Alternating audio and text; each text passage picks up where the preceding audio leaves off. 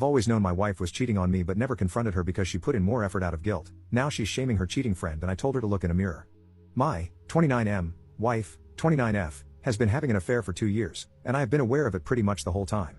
We've been together for 7 years, married for 5, and we don't have kids. I have been working from home since COVID hit, and for the last 3+ years, she has been a secretary in a large office building. Now, I'm not going to pretend like we had the perfect marriage 2 years ago and that I can't believe she would do this. I was totally complacent in my life and really wasn't putting much effort into our relationship at all.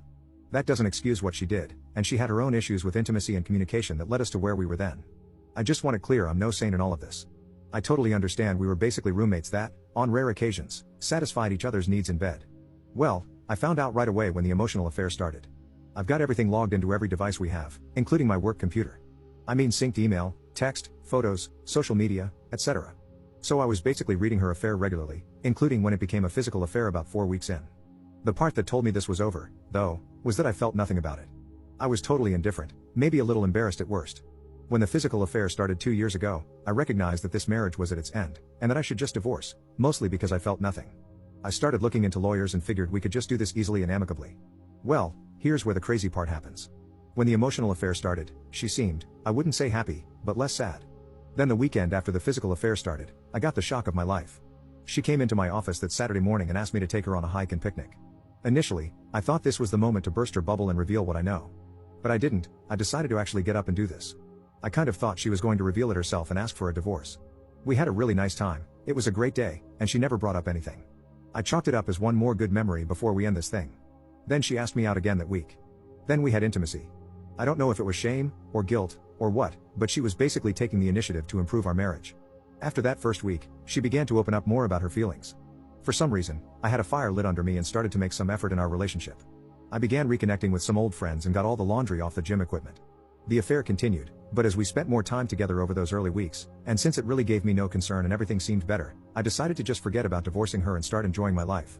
I do still love this woman very much. Up until 2 days ago, we were in a really solid place. We had outings every other weekend, date night on Thursday, regular intimacy, and communication. I don't even read their messages anymore, just occasionally to see if it's still going on. 2 days ago, I noticed she was having frequent and long conversations with one of her close friends. I asked my wife about it, and it turns out this friend's husband got caught having an affair, and my wife has been comforting her. This wouldn't have been a big deal, but my wife then started bashing the husband for cheating. I don't know why I said it, but it came out. You're one to judge. She got super defensive and pressed me for why I said that. I initially tried to apologize and move on, but she wasn't letting up, and I eventually spilled that I've known about her affair the whole time. She tried to play dumb, which annoyed me, so I started citing specifics. She then got really mad at me, started crying, accusing me of not caring about her. I got pissed and started yelling at her because I'm not the one having an affair. It got heated, and we went to separate rooms and slept it off. Yesterday morning, she got up extra early and went to work before I got up. I tuned back into their messages, and she had broken up with her affair partner. He was messaging her constantly on every app, and she just kept blocking him. She came home early yesterday. I went to talk to her, and she stopped me, looked at me, and asked, how could I let this go on? I replied, because I just didn't care. She then called me a huge jerk and locked herself in our bedroom until she left for work this morning. She got home tonight, said nothing to me, and locked herself in again. I can't even imagine in what bizarro world I could possibly be the jerk in this situation. Is there a perspective out there where I am? If so, please share it with me because in my mind, there isn't. Update 1. First off, I appreciate everyone's comments on the original post, except those of you who just get on and throw insults. You need therapy more than anyone on this whole sub. Anyway, the conversations I'm going to share below were in no way linear.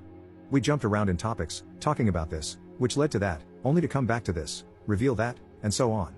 So, I'm going to just try and put it all together as coherently as possible. Like I said in a comment on the other post, my wife finally came out at around 12:30 a.m. Friday and joined me on the couch in my office. She curled up next to me and just cried for a solid 15 to 20 minutes, and we were just silent otherwise. When she was ready, we began talking until we were worn out. We picked that up again last night, which was also taxing. We finally finished up, for now, this morning. This includes long spells of crying, hysterical bonding, and a phone call to the affair partner while I listened. He was aware. The start of the affair was pretty cliché.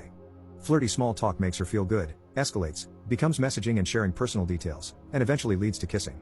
Probably don't need to explain the rest of the escalation from there. We talked a lot about what got her to that point. She remembers it seemed like nothing she did could get my attention. I agreed with this completely. I also stated, though, that I don't remember too many attempts. She acknowledged that she wasn't very forthcoming in those days, always hinting at what she wanted and not just outright saying it. There wasn't any one moment, she said, that broke the camel's back, just a collection of times. When the affair partner came into the picture, the validation was intoxicating, especially in contrast to years of neglect. However, she said she felt a ton of guilt and shame. She was in the same spot I was when it started, assuming we would just divorce as we were largely just roommates at that point. The hike and picnic were supposed to be the last bit of assurance that our marriage was over. She did not expect me to agree to go or for it to be such a pleasant time. From that point, we started reconnecting, and she made the decision to make the effort as long as I kept making the effort. She opened up more, and I was responding. That got us to where we've been the last 2 years. As to why she didn't end it with the affair partner once I was back, she admitted she was just being selfish, kept telling herself she would but didn't actually want to. I was planning dates, listening, and back to initiating intimacy often. He doted on her and validated her. She had the best of everything. Eventually, she just convinced herself that what I didn't know didn't hurt me.